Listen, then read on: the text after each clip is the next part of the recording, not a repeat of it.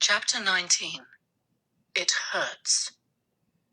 When Philip tumbled out of the shredders and was immediately captured, he knew his own quest for truth had ended. The horrific meaning of the special treatment he had been granted since Nyrok's hatching began to sizzle and pop in the sooty's gizzard like a sap tree bursting into flames. Who had been among the first owls to be brought in when the sacred orb, as Nyra had referred to her egg, hatched? Himself. Who had been appointed chief preener? Nyra, who had always regarded him with utter contempt, made him the companion for her dear hatchling. It all began to make a terrible, dreadful sense. He knew now that he had been set up as Nyrok's best friend, so that he might help Nyrok prove himself worthy to become an officer in the most elite unit of the Pure Ones. What happened? Nyrok wondered as he dragged himself to his feet. Every one of his hollow bones ached. He staggered forward, then tried to spread his wings. They felt strange. Where am I? He wondered aloud. With your mother. He wheeled around suddenly. He could hardly believe it. How had she gotten here? Nyra looked at him sharply, coldly. We thought you'd never come to, but you have. And except for the loss of feathers, you look quite fit. She paused. Fit enough to kill, she added. What? Don't pretend you don't know what I'm talking about. It is time for your special ceremony, my dear. Be pleased I am willing to forgive your offensive behavior. Nyrok was so stunned he could hardly speak. Well, what do you say? Nyra hissed at him. Aren't you going to thank me for my generosity? Nyrok stared at his mother. Flames seemed to leap before his eyes. Terrible images seared his brain, sizzled in his gizzard. He simply had to know. Well? Nyra asked again. Mum, could I speak to you alone before the special ceremony?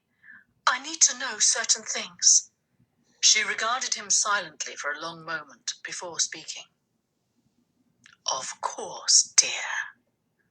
His mother flew a short distance away from the other Pure Ones who had accompanied her. Flight was too painful for Nyrok, since so many of his feathers had been broken off. He waddled in a most humiliating fashion after her. When he reached her, she was running her beak through her own sparse breast feathers.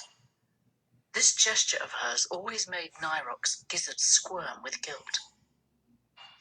I'm quite a sight, aren't I? She laughed softly. It seemed to break the tension. I missed you, Nyrok. You are all I have.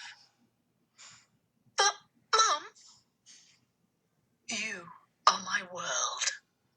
Her world? What does that mean? Nyrok wondered. To be her world, is that love? You are the Union, the Empire. But do you love me? Nyrok asked. In that moment, Nyra wilted. Confusion and anger swam in her dark eyes. The scar that ran down her face seemed to twitch. She tried to say the word love. Her beak opened, and a guttural sound tore from it, but Nyrok did not understand it. She ran her beak through her breast feathers again, and once more, Nyrok felt that twinge of guilt in his gizzard. You do. I know you do, Mum. You shall be great, Nyrok. You shall rule not like a general, but like a king and emperor. It is your destiny. You were hatched on the night of the eclipse. Not since the ancient King Hool has there been such an owl as you. I know it. I feel it in my gizzard. King Hool, Nyrok repeated. Yes, King Hool.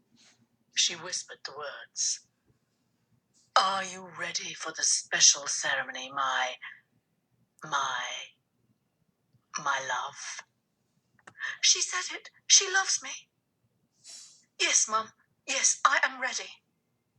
And the images he had seen in the flames receded, then simply melted away completely. After all, she lied to me about my father's death because she wanted me to be strong and to love him more. Yes, that must be it.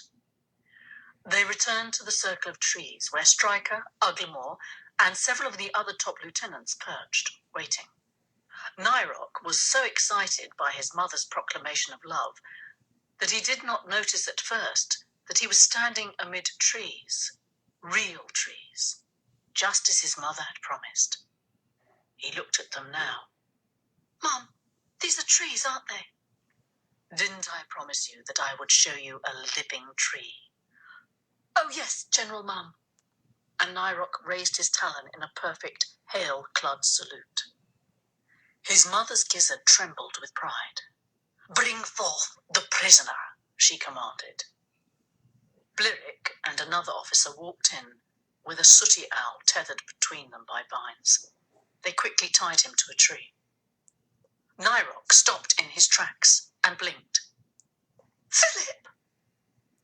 Who in Hagsmere is Philip? Nyra replied.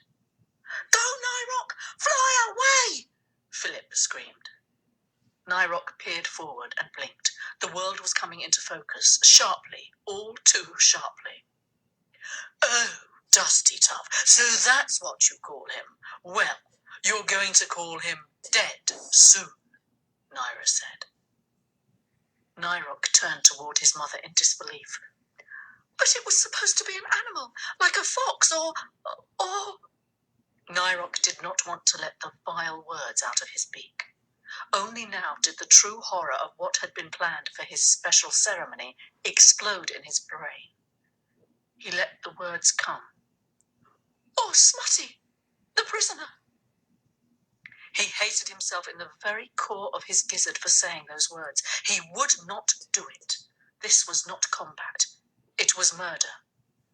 But he had let the words tumble from his beak to keep from thinking something even more horrible. But that's too easy. You hardly know Smutty.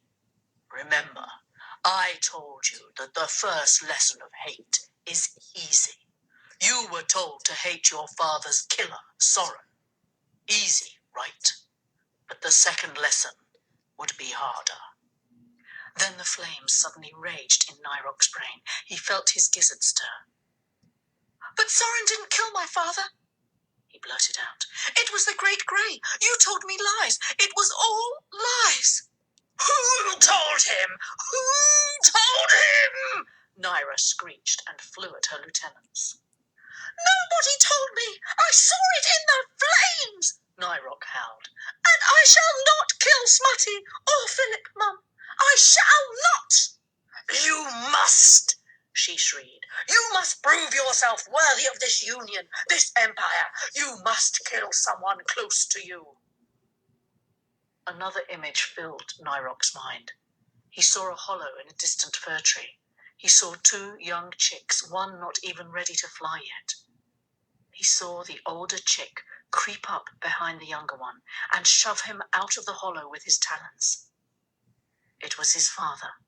It was his father's special ceremony. Then he saw a flutter of white, a white that rivaled the moon. It was his mother. You did it, Clud. You did it. So young, but you did it. Come with us. It was his father's special ceremony many years ago. So he had proved his worth by trying to murder his only brother. Nyrock swiveled his head around to his mother and fixed her with the fiercest gaze he could muster. Mum, I will not do this, no matter what. No matter what, screeched Nyra. She spread her wings, lowered her head, and began to speak in a cold, deadly voice. Not even if I kill you. Fly! Fly! Save yourself! I'm not worth it! Philip cried out. He's right, Nyrock, his mum said. That stinking little sooty is not worth it. Everyone is worth something, Nyrok replied. His own tone surprised him. His voice suddenly sounded very grown up. Naira looked surprised. Uglamore began to speak. General Ma'am, perhaps there might be a better way. Naira wheeled about. Get out of here, all of you. I must speak to my son in private. Uglamore spread his wings to take flight. Stryker, Doc Finebeak, and the other officers followed. When they had risen well overhead and began to dissolve into a cloud bank, Naira turned to Nyrok. What of your father? Don't you love him? She snapped. I never even knew him. Oh, you will know him very well, my dear, if you do not complete your special. The scroom of your father shall haunt you and hunt you wherever you go until the end of your days. Nyrok felt himself wilf. He swung his head from his mum to Philip and then back to his head again. No, he said firmly. That simple word enraged Naira more than anything else.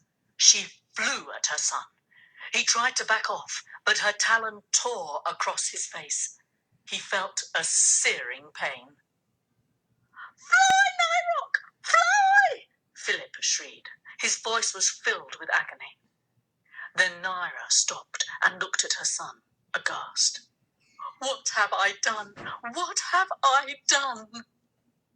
Nyrok looked down. Blood was dripping on his talons.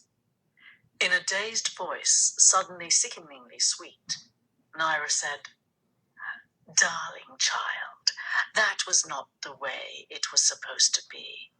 Not your blood, not yours. Then her feathers fluffed up. Her dark eyes turned wrathful. In less than a second, she was flying full force at Philip.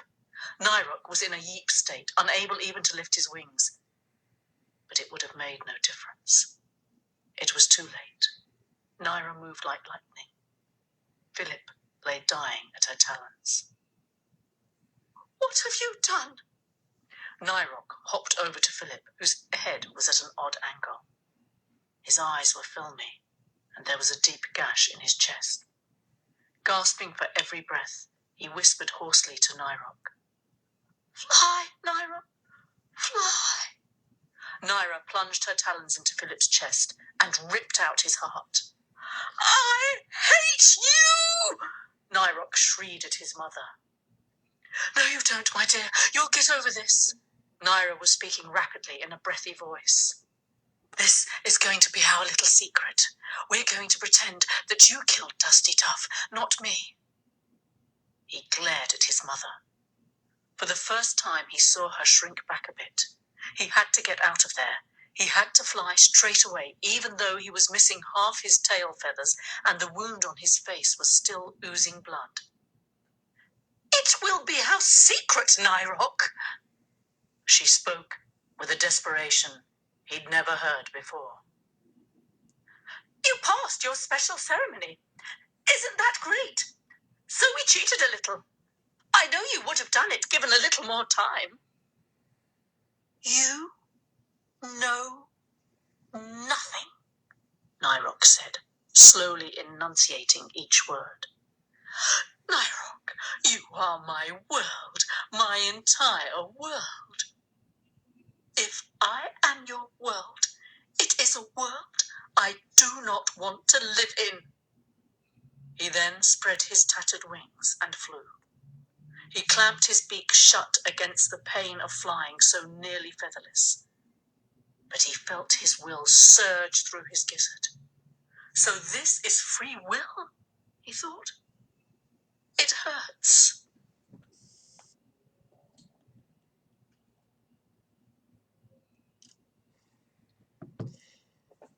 Yeah, I'm not sure that children would be very fond of that particular chapter. I mean, seriously, ripping out an owl's heart? Yeah, not really sure.